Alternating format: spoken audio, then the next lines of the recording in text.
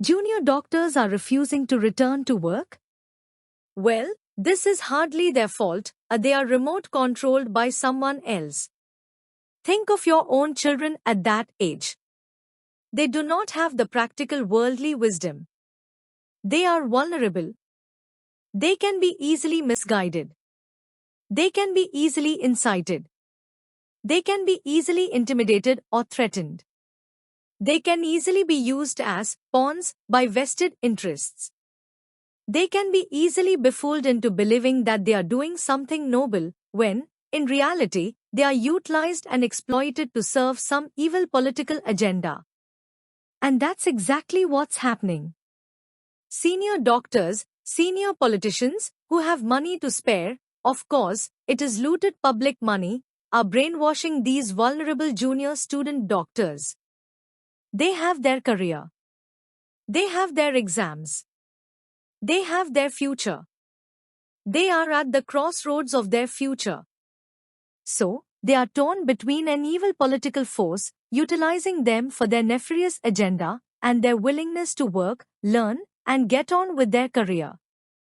Their future is more important for them, but they dare not return to work, for fear of their medico-political masters, with a highly paid lawyer, out to mislead them, intimidate them, and ruin their career, just to serve their nefarious, selfish design. And a salutation, dear sir. The students could not have had so much intelligence to make it an excuse to boycott meeting. It was a shrewd lawyer's idea. But the question is, who paid the lawyer? Was it a doctor, or an evil-minded politician in the garb of a doctor?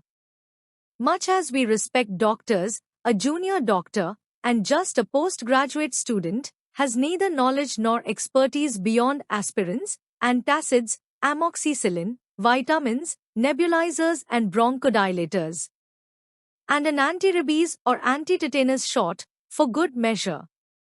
Even some so-called senior specialists may not be able to tell the specific difference between the application of betamethasone, dexamethasone and prednisolone. Too many of them, a steroid is just a steroid. Ask them to explain the difference between ampicillin and amoxicillin, well, many of them would be stumped. So, back to the main point.